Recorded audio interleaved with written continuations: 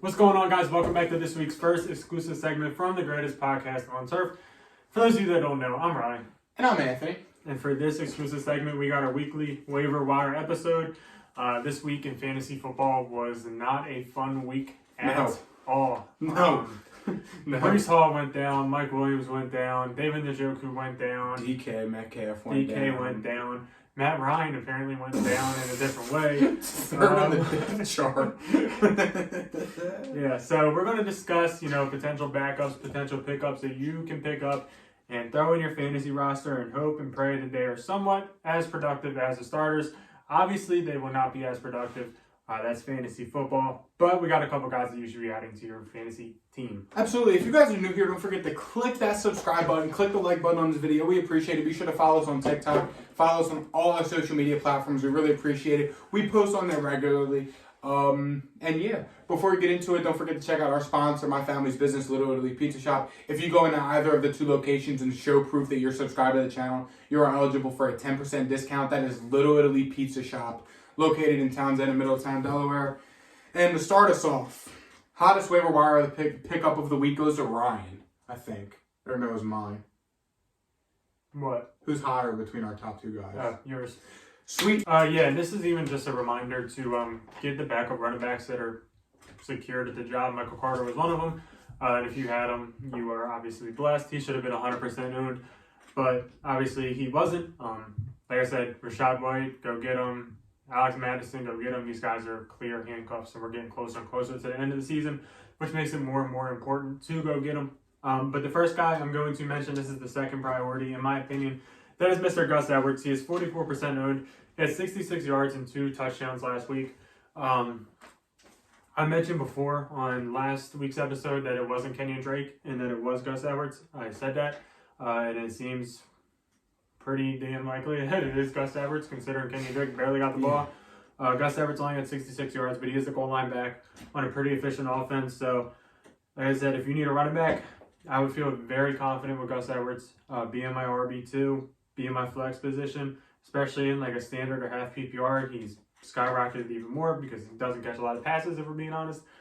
But if you picked up Gus Edwards, like we said last week before this happened, he's on your bench right now, and you're loving life. So Gus Edwards, pick him up second to Mr. Michael Carter. Most likely Michael Carter's taken, but Gus Edwards is going to be the guy that most people are gunning for this week.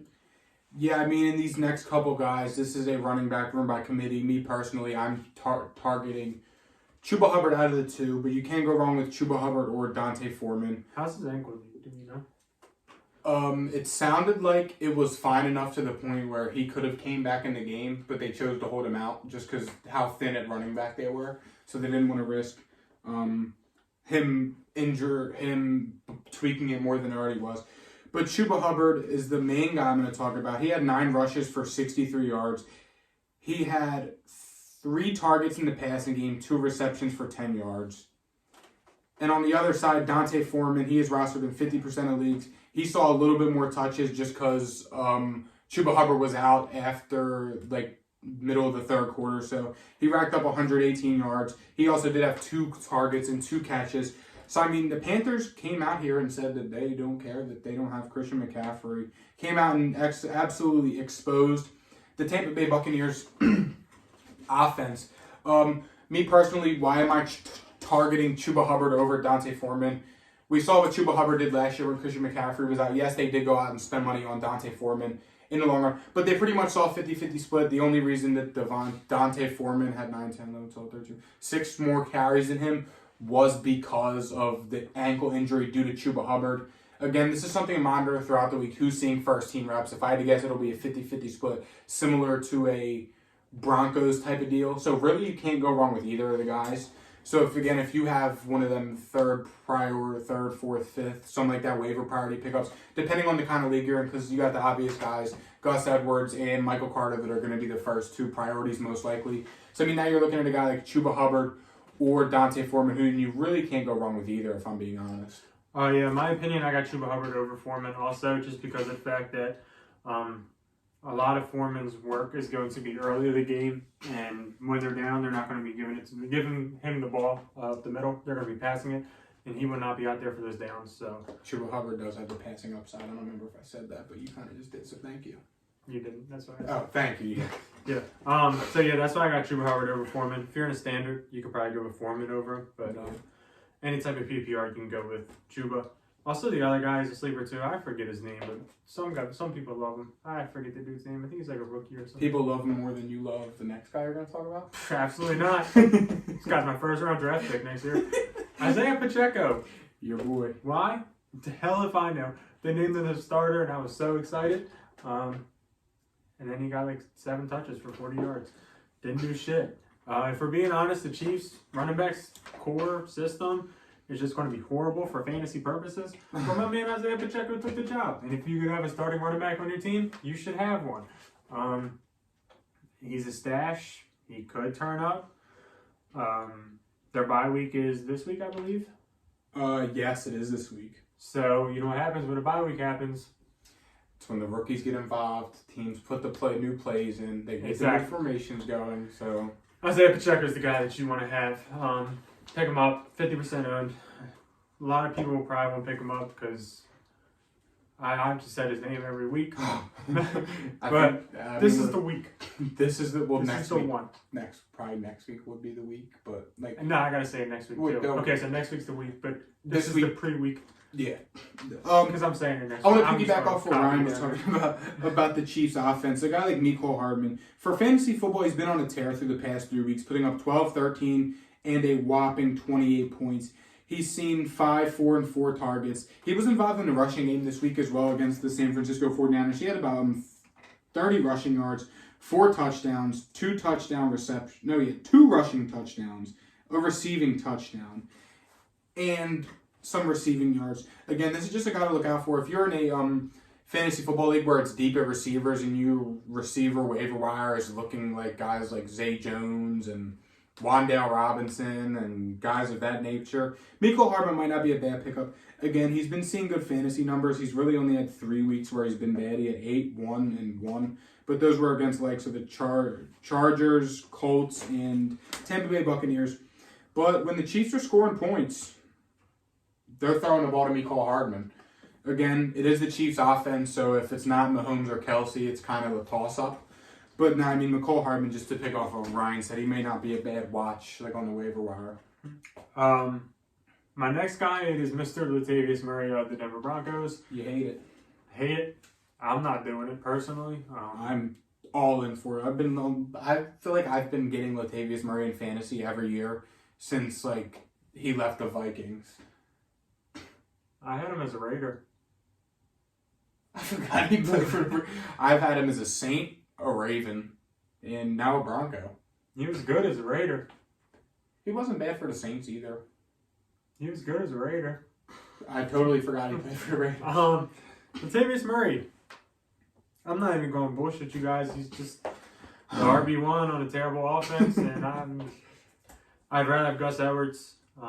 Thanks. I'd rather Michael Carter. Thanks. I'd rather Brian Robinson. No, because they're about the same. And yeah, at least Brian Robinson's cooler.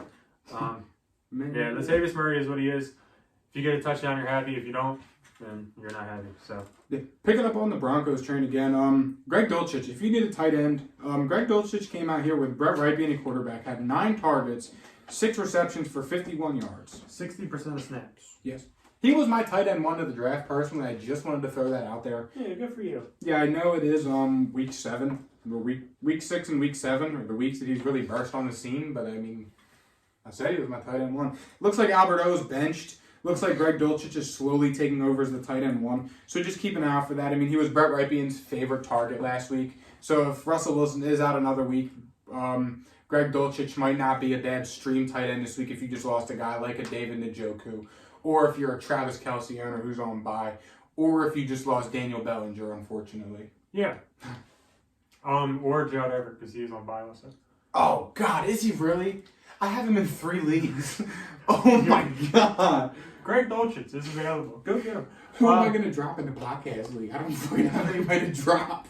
God, looks like we're going without a kicker this week. Oh, my God, I hate my life. My last pickup, I'm just saying it because I want to talk about the team. Sam Ellinger. He's the new starter for the Colts. Gotta throw him down. Basically, it's as simple as this. I think the whole Colts offense takes a nosedive. I think Jonathan Taylor especially takes a nosedive. Glad I traded him. Michael Pittman also takes a nosedive. I feel like the only one that's going to upgrade is Paris Campbell. Well, I'm glad that we have money that Michael Pittman finishes inside the top 10. Yeah, because there's no shot in hell. If I'm playing against the Colts, there's two things I'm doing. Stopping Jonathan Taylor, stopping Michael Pittman, and making Sam Ellinger beat me. With Paris Campbell. Alec Pierce. I picked him up and dude sucked. I just needed a week. It's because you picked him up. And you said to start him. I did. I should have said start Paris Campbell. How was I supposed to know? It beats me. It was like I wasn't watching college and dude was a bowler in Ohio State. But yeah, if you're in a 2-quarterback league and you just lost Matt Ryan, go get Sam Ellinger. I'm really just saying it to let you guys know that Sam Ellinger took the job yesterday, Wentz is out. So yeah. Go pick up George Pickens too. Why? He's Kenny Pickett's favorite target. Yeah, the dude can't get no separation, so. He's got a cool nickname though. And he gets touchdowns. And he has probably the best nickname in the NFL. Yeah. Yeah. Tyquan Thornton. Depending on how he does tonight, well, it'll be last night when you guys are watching this, but tonight, while we're recording this, the game's about to start. Tyquan Thornton, watch out for him for the Patriots. See how he's involved with Mac Jones back in the offense. I think he's going to have a big game. So if he has another big game, just like I said last week, go grab Tyquan Thornton. Thank you guys for watching. Be sure to check out our podcast exclusive this week. We just caught up on the weekend, talked about a little bit of everything, honestly. And we'll see you guys tomorrow with our fantasy football Stardom Sit-em. See ya. Peace.